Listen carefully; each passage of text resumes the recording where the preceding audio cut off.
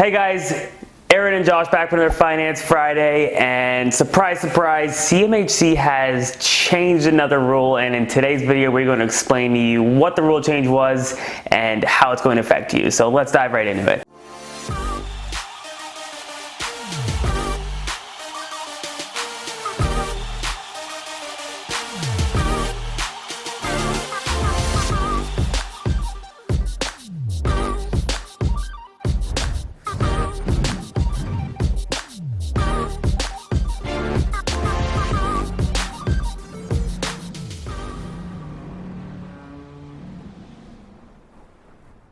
No surprise, CMHC has come up with a new policy change, and that policy change actually directly kind of fills a hole in the product that was really being exploited out in Alberta, but it has ramifications and effects across the country. So essentially what the rule change has been is the classification of how many units are required on a single lot and how many units you need in a single building over multiple lots. So, one of the challenges was that people were using the product and they were essentially having single family homes or residential dwellings that were on individual lots side by side.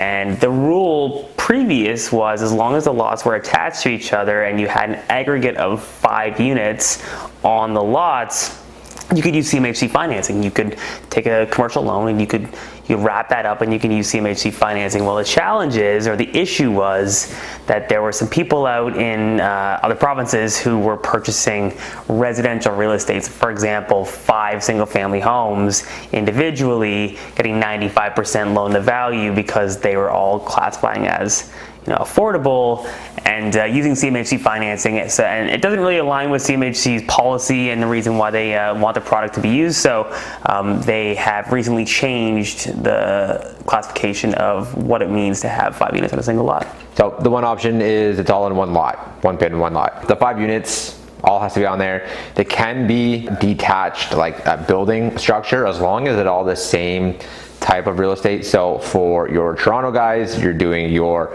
4+1s. As long as it's all residential real estate on the same lot, that's fine. So you can have a fourplex with a separate ADU in the back, laneway house, can be detached. Again, as long as it's all in one pin, one lot, that is fine. That is able to go into CMHC and qualify under CMHC financing.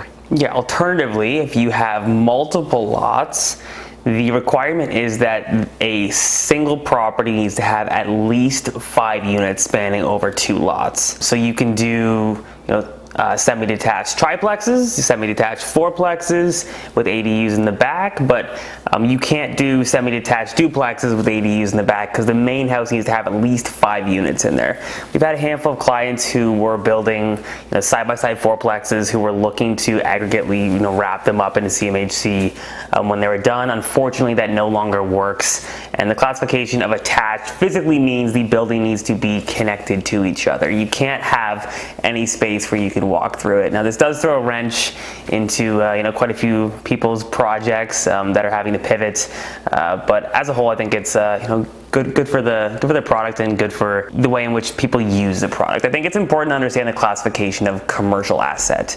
A true commercial asset classification is 5 units and above, and this product that is a commercial product wasn't necessarily being used for commercial assets. So I think the policy change is directly in line with the expectation of how the product is supposed to be used. Yeah, I agree. I think residential homes, for the most part, should stay. Obviously for the home buyers, maybe the retail residential investor, use your bank financing for that. I don't think you should be able to take 5 detached properties and wrap them up into a commercial product and call it as a multifamily. So yeah, overall I agree. I think it's a good policy change. For the most part, shouldn't. I mean, a few like side-by-side fourplexes, unfortunately, side-by-side triplex, I don't really agree with that part. But at the end of the day, it is what it is, and investors and builders just have to adjust to it. So yeah, and I think like what we're seeing right now is people who have the ability to adjust are people who had double lots were looking to build detached fours are now going back to the city and looking to find a way to be able to create semi-detached properties. I think that's where you're going to see the majority of investors and developers pivot, is to the semi-detached tries and fours, to be able to allow for the minimum requirement of 5 units on the single lot, to be able to use CMHC for the takeout financing. financing at the end of the day. So if you guys are like in a project and you're looking to kind of pivot, you're going to have to take a little bit more time, redo your drawings, but most municipalities are still allowing for it. The fundamental challenge is the footprint. You don't necessarily get the same footprint from a square footage basis if you have 2 detached homes versus having semi-detached properties, but most mid-sized investors and developers are pivoting. Yeah, thanks for watching, guys. Obviously this was a short one, but an important policy change nonetheless. Make sure you hit the like and subscribe button. That just keeps us pushing forward and making more videos, and we'll see you in the next one.